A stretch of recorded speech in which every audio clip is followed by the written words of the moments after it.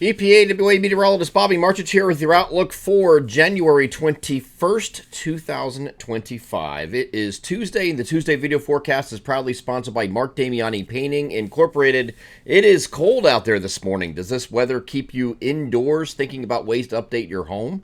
Let them freshen up a few rooms in your home with new colors on the walls. They can also clean up those old-looking kitchen cabinets or turn them from that outdated natural wood to any color you would like. They are family-owned and operated with over 40 years in business, so you can't go wrong with their exceptional attention to detail and great customer service. Servicing the southeast PA counties of Montgomery, Bucks, and Chester.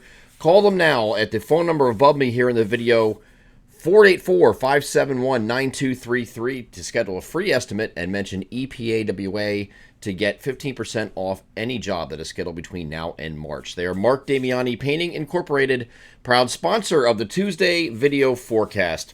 So today we have we're looking at partly to mostly cloudy day, and the reason for that is we have a kind of an upper level trough sitting up here, and at the same time you have this system that's gaining strength across moving across the Gulf of Gulf of America it is now.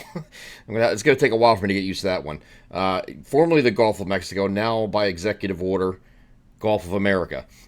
Low moving right across there. It's going to head out in this direction toward the Carolinas, but it will bring snow to the far deep south. Far deep south. We're talking about places like New Orleans and Mobile, Alabama, and Tallahassee, Florida, as this moves across today. Now, we are going to have to watch as this moves across Florida and exits the coast. It might interact with that trough that's up here just enough to get a little bit of a grazing of snow in our very, very far southeastern coastal areas, places like Cape May and Sussex County, Delaware. So coastal areas, Ocean City, Maryland, might get a little graze of snow here. It's not going to be much.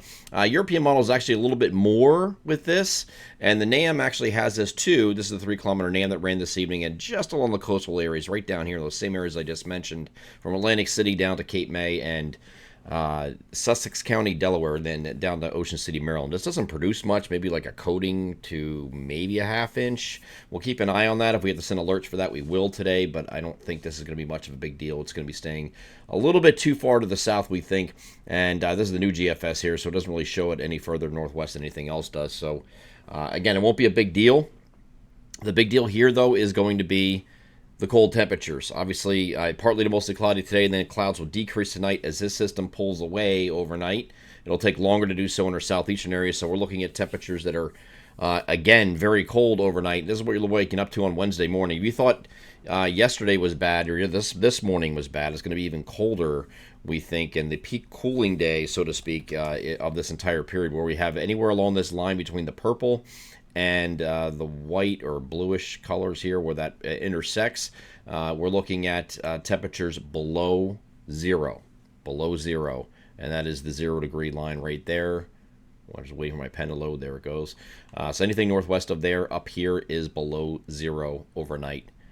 Tonight into Wednesday morning. Okay, so that is going to be the coldest day of this entire stretch because we do have, even though Wednesday during the day is a mostly sunny day and temperatures again in the teens, you see above me the temperatures 14 to 19 is a spread today. Pretty much the same thing on Wednesday with mostly sunny skies, but it won't be quite as cold. It goes up a couple degrees, maybe on the very slightly positive side of zero, but it's still going to be maybe 3 degrees or so warmer. And then Thursday, we're mostly sunny. Friday, we're mostly sunny. Saturday, we're mostly sunny. But during that period, temperatures are going to progressively increase. We're in the low to mid-20s on Thursday. Friday is going to be just below freezing, it looks like, and then near freezing on Saturday. Okay, and that's after that point, we have temperatures that are going to increase ahead of this cold front. It's hard to see here, but there's a area low pressure up here taking this cold front, which is back here like this. Might be a snow shower there as this moves through on Sunday, but that would be the extent of it. I don't think most areas see anything. But out ahead of it, you get a little bit of a southwesterly flow, and that gets temperatures up into the upper 30s to near 40 for highs on Sunday until it passes. And once it does, on the opposite side of that frontal boundary, we have back to partly cloudy skies and temperatures back down to slightly below average temperatures again. We're going to watch this system right here. It doesn't really show much right now, but this is an overrunning event that could happen. This would not affect Sunday's championship game in South Philadelphia. This is the day after. This is looking at Sunday night, Monday.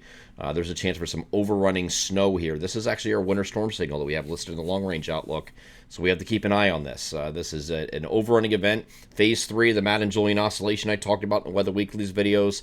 This is a result of that kind of pattern where you get more of an overrunning event. This is going to depend on where this tracks and how much moisture it has with it, but this is another winter storm signal they will continue to monitor here in the week ahead.